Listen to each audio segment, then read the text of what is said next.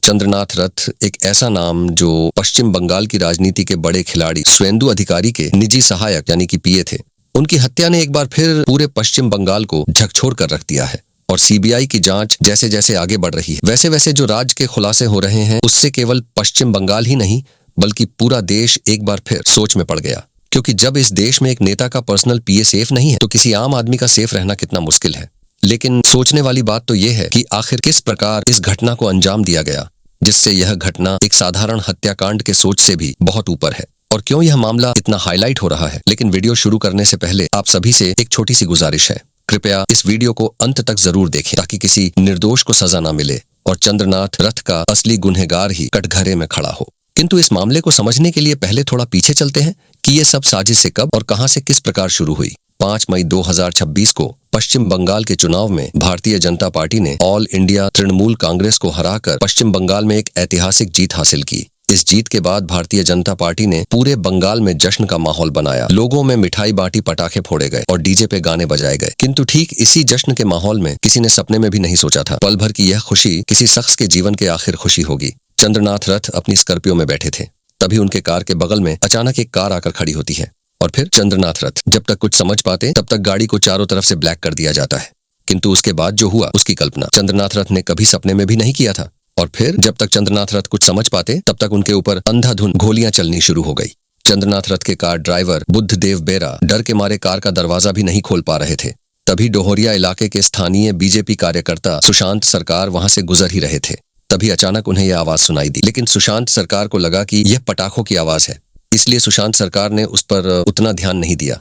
लेकिन जब थोड़ी ही देर बाद सुशांत सरकार के एक करीबी ने सुशांत से बताया कि चंद्रनाथ रथ के ऊपर कुछ लोगों ने गोलियां चलाई है, तब सुशांत फौरन वहां पर पहुंचते हैं और जब वहां पे जाकर देखते हैं तो स्कॉर्पियो के अंदर 2 लोग पड़े रहते हैं, जिसमें आगे की सीट पर चंद्रनाथ रथ के कार ड्राइवर बुद्धदेव बेरा थे और पीछे के सीट पर चंद्रनाथ रथ खुद थे। जिसके बाद दोनों को मध्यग्राम के ही एक स्थानीय अस्पताल में ले जाया गया, लेकिन हालात बेहद गंभीर होने के कारण उन्हें तुरंत कोलकाता के आरजीकर मेडिकल कॉलेज अस्पताल में रेफर कर दिया गया।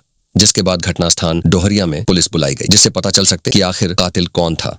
लेकिन जो होना था वो हो चुका था। कातिल पहले से ही इस घटना को अंजाम देने के लिए पहले से ही सब कुछ सोच समझ कर आए थे और कातिलों को सब कुछ पहले से ही पता था कि चंद्रनाथ रथ दिन में और रात में किस वक्त घर के बाहर निकलते हैं, किस गाड़ी से जाते हैं और गाड़ी में पीछे बैठते हैं। और अगर चंद्रनाथ गाड़ी में पीछे की सीट पे बैठते हैं तो कार के बाईं तरफ या दाईं तरफ बैठते हैं। चंद्रनाथ की हत्या के लिए कातिलों ने चंद्रनाथ के लगभग हर एक एक्टिविटी पर काफी दिनों से निगरानी कर रहे थे, क्योंकि कातिलों ने प्लानिंग एकदम परफेक्ट की थी कि चंद्रनाथ को कहाँ मारा जाए और कब मारा जाए, ताकि चंद्रनाथ के ऊपर हमला करके तुरंत वहां से बच के निकल लिया जाए। और कातिलों ने प्लानिंग के अनुसार बिल्कुल ठीक जगह डोहरिया को चुना था, क्योंकि मध्यग्राम के डोहरिया से बांग्लादेश बॉर्डर की दूरी केवल मात्र 60 किलोमीटर ही थी और जिन रास्तों को कातिलों ने चुना था उससे केवल मात्र 1 घंटे में कातिलों को भारत और बांग्लादेश के बॉर्डर को पार करके जाने के लिए पर्याप्त समय था। किंतु सोचने वाली बात तो यह है कि इतनी सटीक टाइमिंग, इतनी पुख्ता जानकारी और हवाओं का रुख बदल देने वाली यह साजिश और प्लानिंग कितनी खतरनाक तरह से किया गया होगा। लेकिन यहाँ पे एक चीज साफ साफ दिखाई दे रही थी कि शतरंज की बिसात बाहर जरूर बिछी थी, लेकिन मोहरे घर के ही किसी शख्स ने चली थी।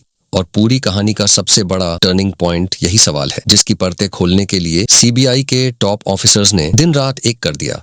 किंतु सीबीआई ने जब इस पूरे मामले की जांच शुरू की तो पहले 3 शूटरों को गिरफ्तार किया, लेकिन यह तो सिर्फ इस खूनी खेल की शुरुआत थी।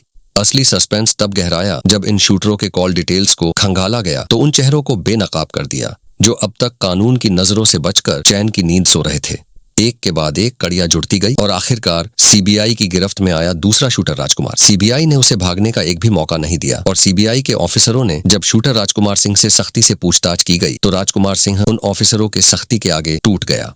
और फिर राजकुमार सिंह ने सीबीआई ऑफिसरों को जो सच्चाई बताई उसे सुनकर सभी ऑफिसरों के भी रोंगटे खड़े हो गए। आखिर राजकुमार सिंह ने ऐसा क्या राज उगला था जिसने कानून के रखवालों को भी अंदर तक झकझोर दिया। राजकुमार सिंह ने सीबीआई ऑफिसरों से बताया कि मैं तो केवल चंद्रनाथ रथ को मारने की सुपारी ली थी, असली मास्टरमाइंड तो कोई और है।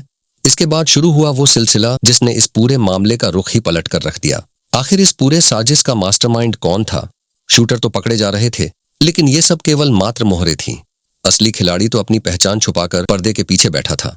सियासी गलियारों में एक थ्योरी यह भी तैर रही है कि यह पूरी स्क्रिप्ट तृणमूल कांग्रेस के दफ्तर में लिखी गई। किंतु इस बात में कितनी सच्चाई है जो अभी बाद में देखा जाएगा।